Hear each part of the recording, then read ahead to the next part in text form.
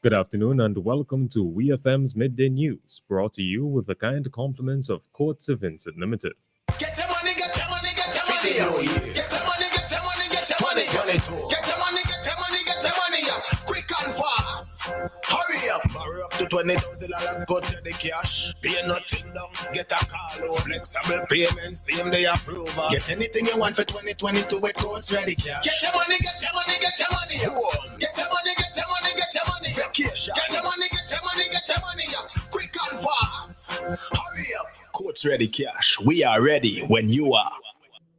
Welcome back to WEFM's Midday News, brought to you with the kind compliments of Courts of Vincent Limited. I am your presenter, Rajiv Providence. First, on the local scene, St. Vincent and the Grenadines has expressed dismay at the reports of persons of African descent being subject to unfair treatment during the current Russian invasion of Ukraine.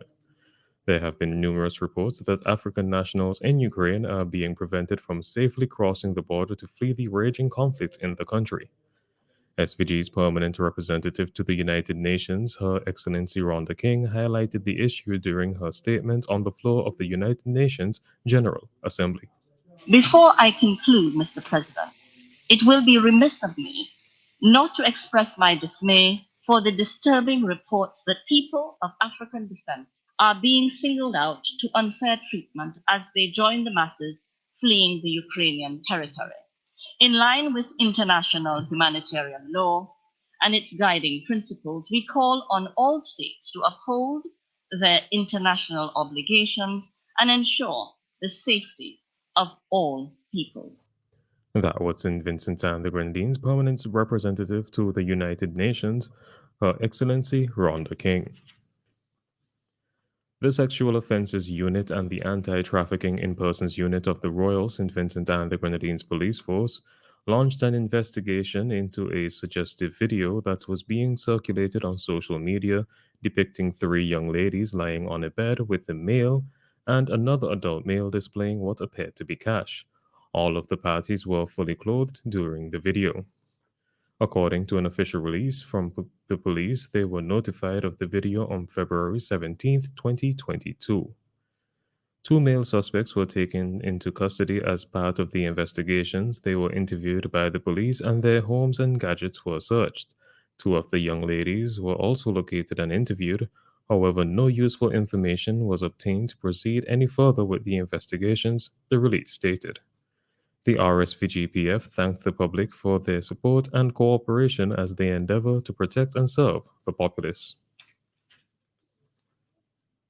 With funding for the Modern Port project in Kingstown secured and with the project now in progress, Prime Minister Dr. Ralph Gonsalves is now looking forward to the future, specifically the future of the current port. We hear more from the Prime Minister. When the port is finished down at Rose Place, where the existing port is in Kingston, we have a lot of real estate there. That's a big development project we have to get involved in. Possibility of another cruise ship here, where the cargo boats normally come in now, and to develop that whole front, going all the way back to the existing cruise ship here as a modern development, urban development, both for our nationals and for regional people and for tourists coming in from countries across the world, so that we can develop both the east, the west of the town, and of course in between too. But I'm just talking about those major ones now. That was the Prime Minister Dr. Ralph Gonsalves speaking on NBC Radio's face-to-face program. The Kingston Port Modernization Project is expected to involve the construction of a new cargo port as well as the creation of a road network to improve access and traffic flow around the central business district of Kingston. Davin Burke, a 29-year-old Vincentian national living abroad, has invested in his childhood dream of becoming an author. He grew up in Georgetown in the village that many called Cobotown, with his grandmother, who has been an enormous influence on some content of his book collection. Mr. Burke launched his first series, which consists of 3 children novels, Mango Season, Rainy Season, and Grape Season, in August of 2021, and is currently working on more literary projects. We hear more in today's special report by Jessica Klein.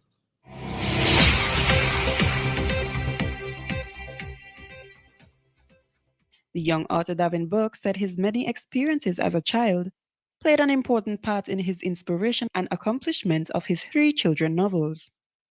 Bog said he has always been fascinated with books and often visited the old library that existed in Georgetown at the time.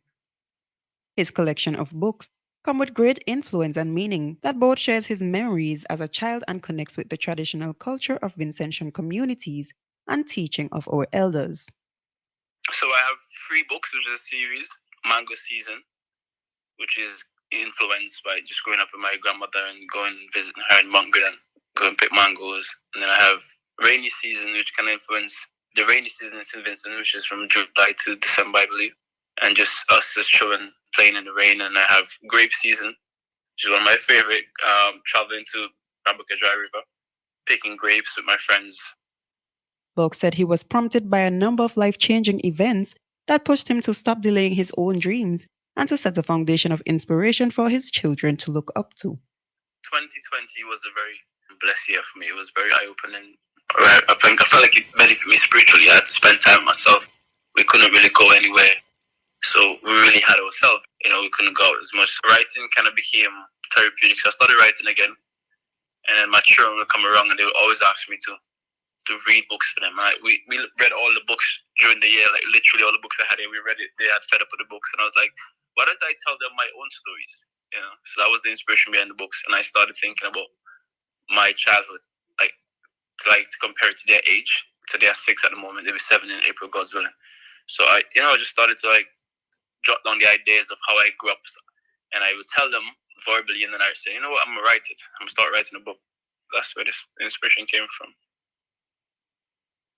Mr. Bog said that Mango Season is his favorite of the collection because he was always with his grandmother around that time and enjoyed the luxury of picking mangoes. He noted that his favorite part of writing Mango Season was where he spoke about the importance of sharing, which he wishes to encourage in the growth of the younger generation, as his mother has taught him and his siblings.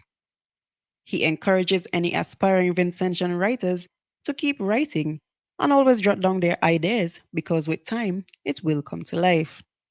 I am Jessica Klein reporting for WEFM. Join us again next Wednesday when we will have another presentation of WEFM Special Report.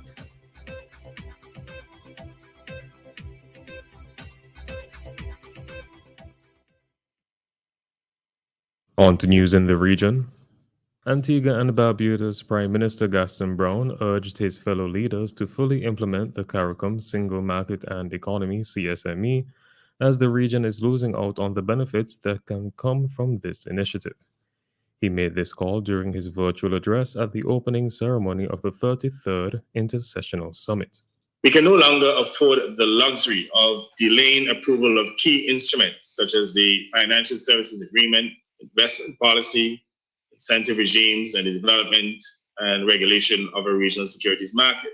The full operationalization of the CSME is required for the transformation of our economies and to fight for a robust post-COVID recovery.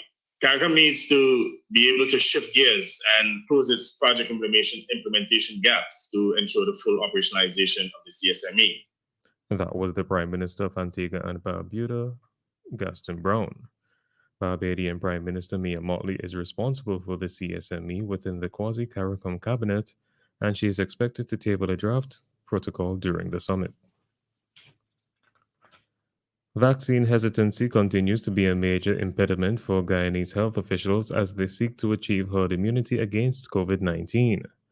Guyana's Health Minister Dr. Frank Anthony said that doctors and nurses will receive more training as they are sent out to communities in the administrative regions of 10, 8, 2, and 1, where vaccine penetration is as low as 32.5%.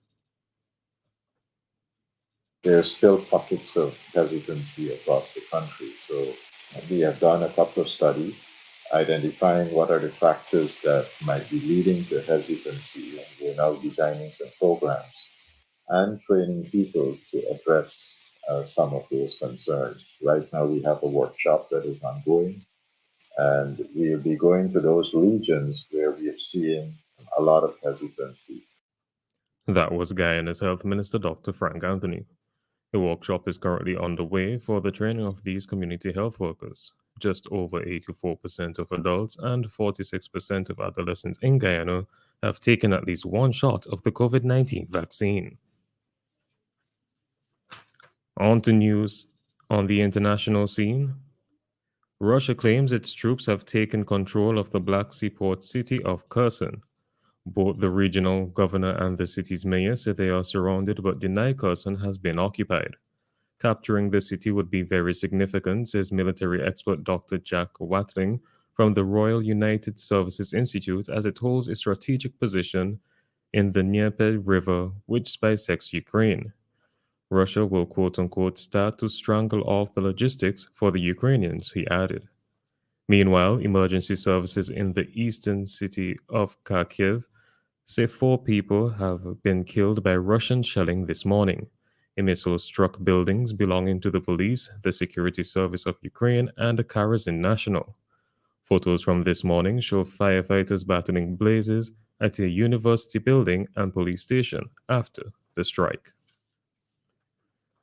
And finally, in sports, athletes from Russia and Belarus will be allowed to compete as neutrals at the 2022 Winter Paralympics in Beijing following the invasion of Ukraine. The International Paralympic Committee, the IPC, says the 2 countries will compete under the Paralympic flag and not be included in the medal table.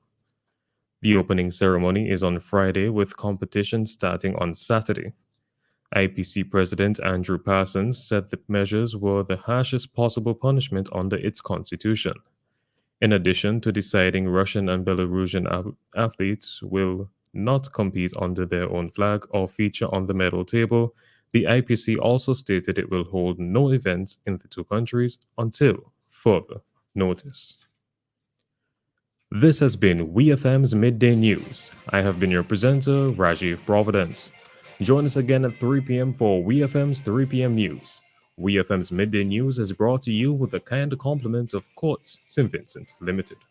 Union Island, we're coming to you. Join us on Thursday 3rd and Friday 4th March at the U Malzak Square in Clifton, 8:30 a.m. to 4 p.m. Great prices on small appliances, TVs, electronics, and more from Quartz. Get free eye exams, plus 50% off sunglasses from Quartz Optical, and quick approval loans from Quartz Ready Cash, with the chance to win amazing prizes. It's March Madness in Union Island. Thursday 3rd and Friday 4th, 8:30 a.m. to 4 p.m. Great deals and huge savings are coming your way. See you there.